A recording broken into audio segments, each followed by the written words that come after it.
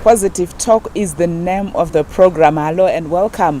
This week we still continue in Norton, where my colleague Charmaine was talking to young people, and this week they're discussing the issue of drug abuse, which is becoming a major challenge for us as a country. Some weeks back we were in Mavuku and we witnessed young people who were confessing how they are using drugs, how drugs are actually even helping them in doing their day-to-day lives, how drugs are helping them in coping with life.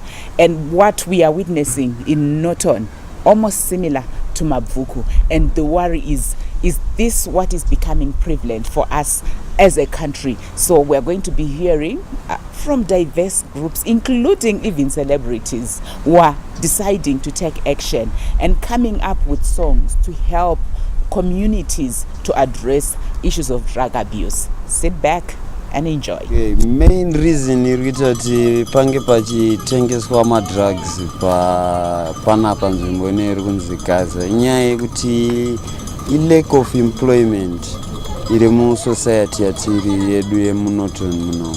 Nekushayika kwemari vanhu vakangoona zvakanaka kungoti vangotsvagawo mari neizvozvo sezvo vanenge vasingabire vanhu.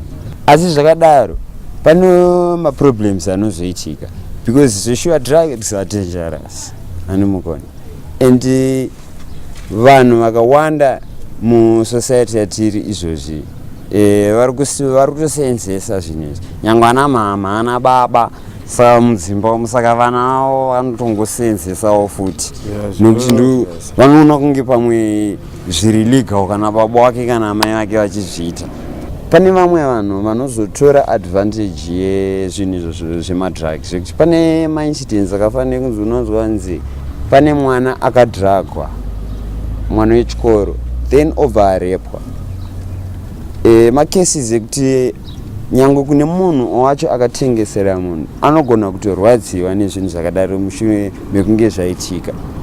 Haizi weuti yakanaka because maresults iri kunza musociety haaziriwo, nokuti ana amai chaiva kutochema kuti nyangwe mapoto mudzimba akutorwa achiita se achitengeswa, vanhu vachida kutenga madrugs.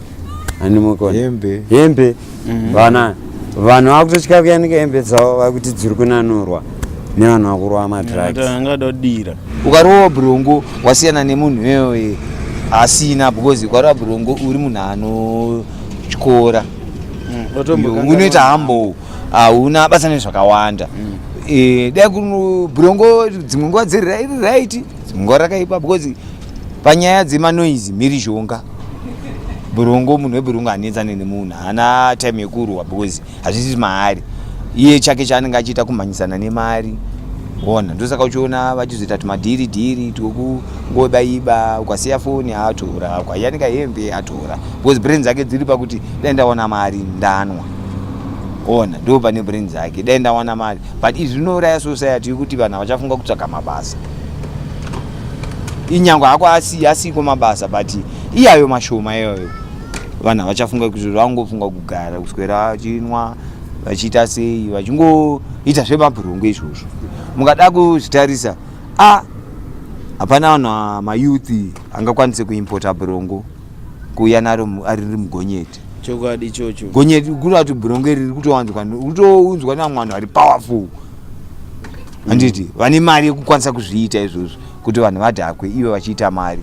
Listening to the young people, tiri kunyatsokuona kuti vari kuziva kuti abusing drugs or using drugs like they are doing, how does it affect their lives? Zviri kubata sei upenyu hwavo muzvakaipa kunyanya, nokuti madrugs haana chakanaka chaanoita in someone's life.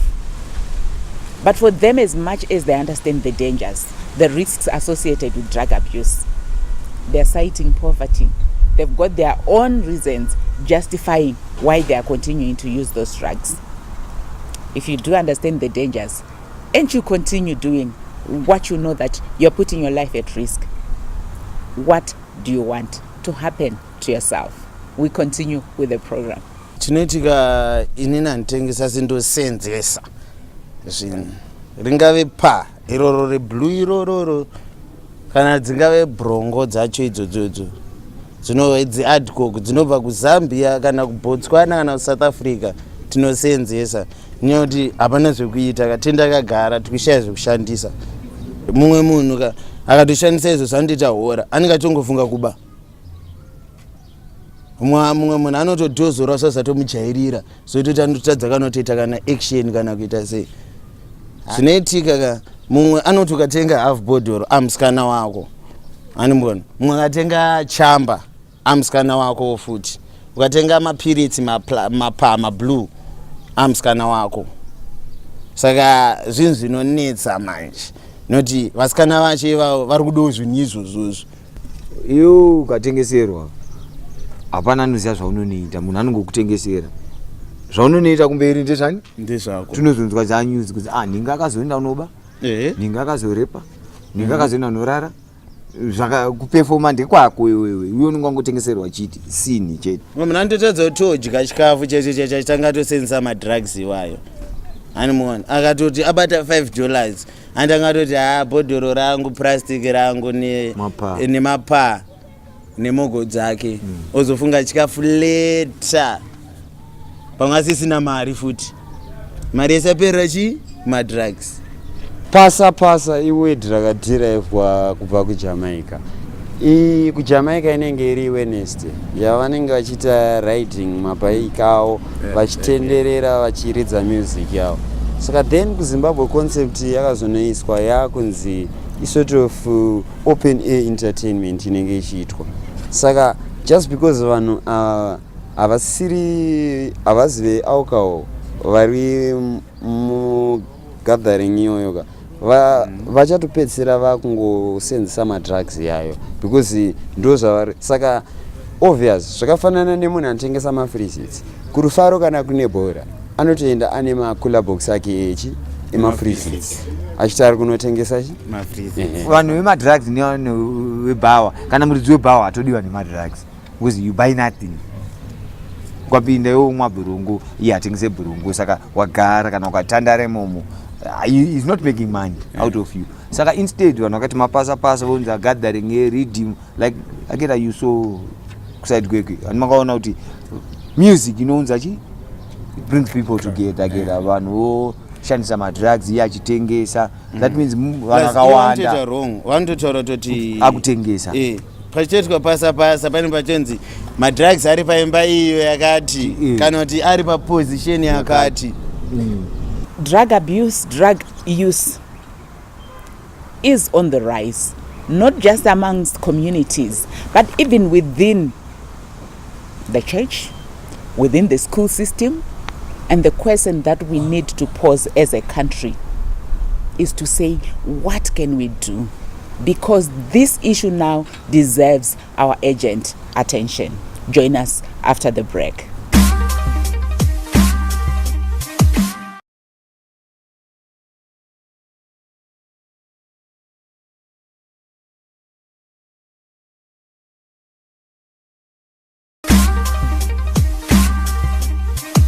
Welcome back as we continue with our program. In this segment, you do need to brace yourselves. We are going to hear from one of the people who's actually trafficking drugs into Zimbabwe. Because when we are talking about drug abuse, drug use is on the increase.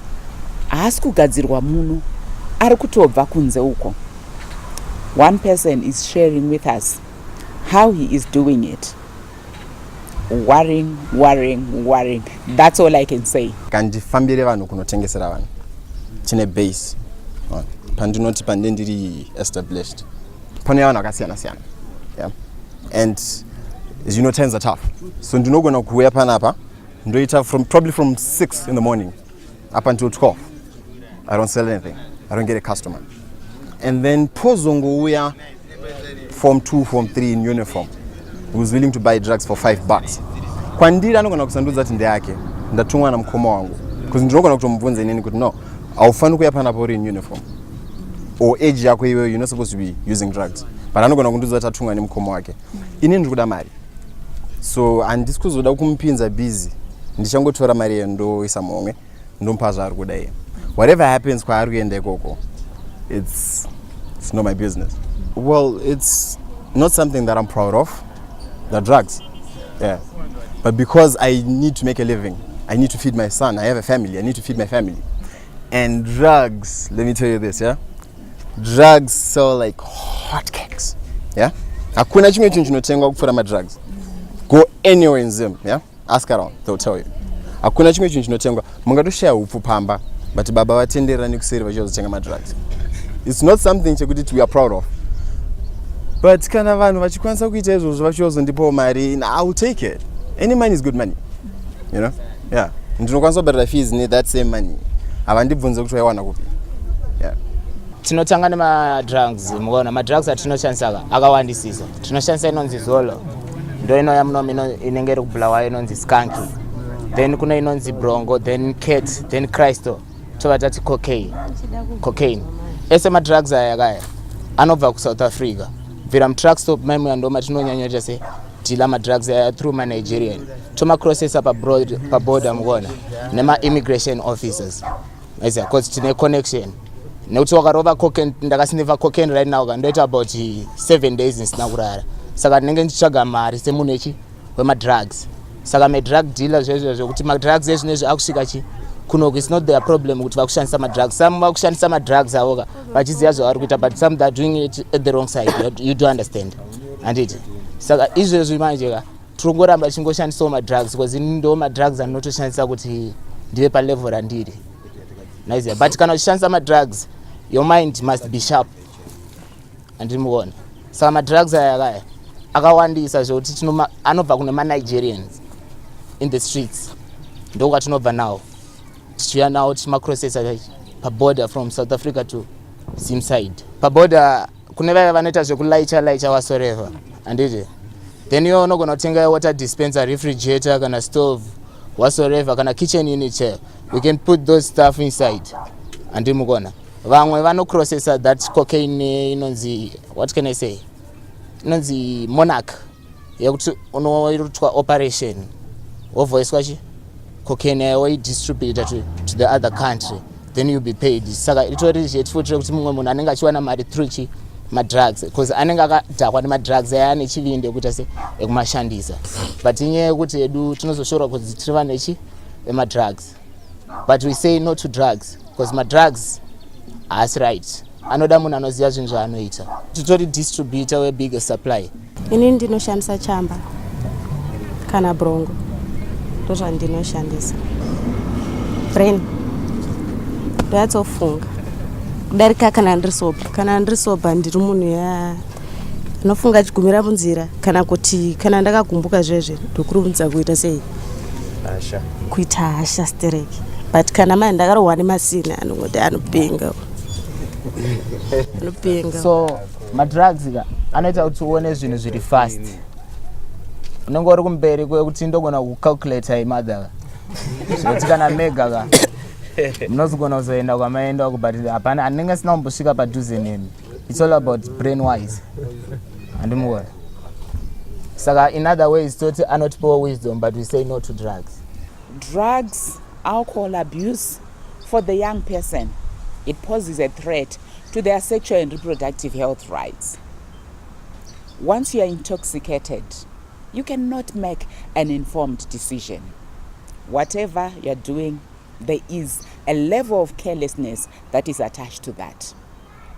And hearing from their stories, when they do run out of money, they resort to stealing from their families, from their community, selling their own clothes. What a life. It's all about addiction. Addiction ema-drugs inolida kuti iwe uite zvinhu zvekuti unenge wakusafunga ungofunga ma-drugs because unenge wane addiction. Muona zvangofanana ne-addiction nekubhema mogo. Unogona kumuka uchibhema mogo pakati peusiku. Nemwe addiction inoitika ma-drugs unogona kumuka na 12 o'clock otanga kugeza through ma-drugs. Aya ndikutaura ma-drugs aya mukona kuti ndapi? Ndo anonzi ma-blue, ma-dice balm. Iyaya anokurarisa fast, okumutsa fast. Zvoti pamba uchigara pamba vanhu vanopedzisira kufunga kuti wakupenga. Muona? sadza haudyi wese wakatorova brongo unenge usina appetite.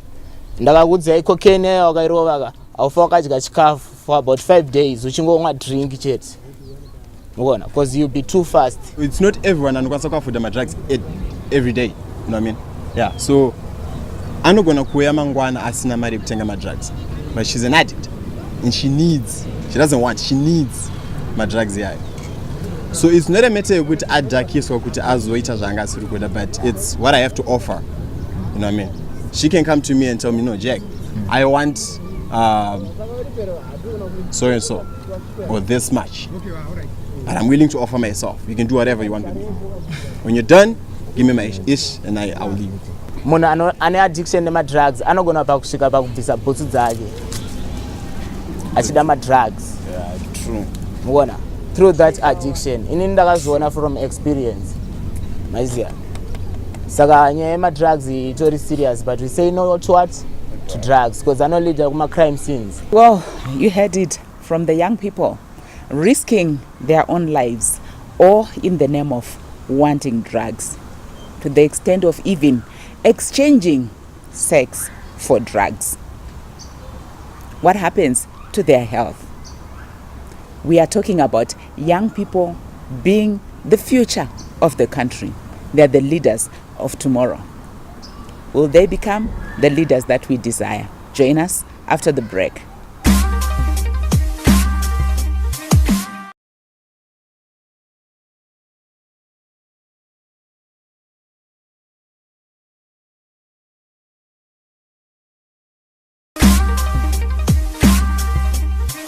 Welcome back. This is our third and final segment of this program, and I was asking from last week where I was saying, as communities, yes, we are seeing these problems, but what can we do? Because you and I, as individuals, we really cannot just say we are looking to the government to find solutions for us. You and I can do something. And in this segment, we are going to talk to one Zim dancer. He's a budding Zim dancer artist from Norton and members of their community. They have come up with an anti-drug abuse dance. He's also making efforts, coming up with music where he is talking to young people, communicating to them through music and telling them to do away with drug and alcohol abuse. Enjoy. Cheki ende ukatungamidza ngoma warova upenyu nemboma kuzvipinza wega muboma angwarira kusara nepfungwa shoma ukakabira maha angwarira kusarira kukamba chokwadi hachiputsiuka ndine rudo hopu nemarasta ngazvitidarike mageto yutsi zvimwe zvacho zvitidarike munyengetero wangu kuti tipangwarire nananana ngazvitidarike oyo simuyase for the ghetto youths. Prepare your life and our focus. You see me? Tikoko. Well, about the song, ininda ndaona mageto youths weze inindobva kugeto weze ndoma ndakakurira ndoma ndakaendera kuchikoro ndoma ndakarererwa saka zvine zvichiitika zvinhu zvatinoona madrugs panguva ino ari kukilla focus yemageto youths waiza pakuti Zimbabwe iri kustruggle nemaways akasiyana waiza but ukuona kutora yaZimbabwe nenyaya dzemadrugs handwaibata saka inini I have to make the lessons for the ghetto youth so they know that this is right from wrong. But that's what I do. Looking at this thing, in the government must do something about this, because if they don't do anything, they're going to definitely kill the ghetto, because the future don't operate panama youth ipapo. Saka mukaibvisa ipapo manje movapa madrugs, mobva mabvisa education, and you can't even stop simple things like that. Mangwana tunosafa tiri isisu and Zimbabwe will fall. So that is my worry. That is why I had to sing for the ghetto youths. All hope is not lost in Norton as we continue hearing from other community members, the whole community. They are now deciding, they've come together and they're saying there is something that we can do. We want our Norton to be safe from drug and alcohol abuse. Let's hear their voices, let's hear their actions. You and I can also contribute. Vavachakwanisa kurespect mari vabereki vavo even nyange vanogarisana navo havachakwanisa kuva respected inyaya yemadrugs. Vasikana vari vadiki vakutanga kuita musikanzwa ari kuchikoro, vamwe vakutoonwa kana mapirizi efamily planning vakutoziva kutodarika vakadzi vakuru vari mudziro vakutoita musikanzwa. Vazhinji havachapedza chikoro anenge atotizira.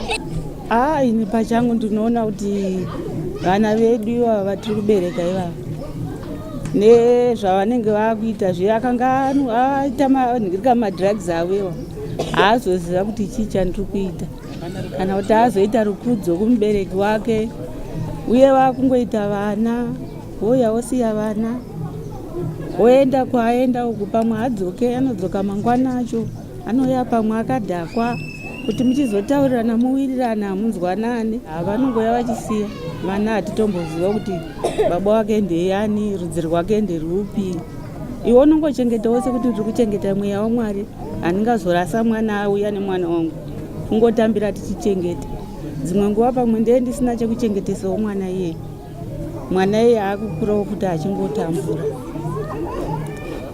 Pamwe ndichamushayira kana mari yechikoro, anenge akungo mwana uye wokungogara. Pamwe ndiwo vaya vachizoenda akunoita street kid, nenyaya yekuti unenge usingazive kuti ndomuchengeta sei. Ndikuona kuti dzimwe nguva zvaakukonzeresa nekuti vana vedu havachateerera tsika dzedu dzataita dzakudhara.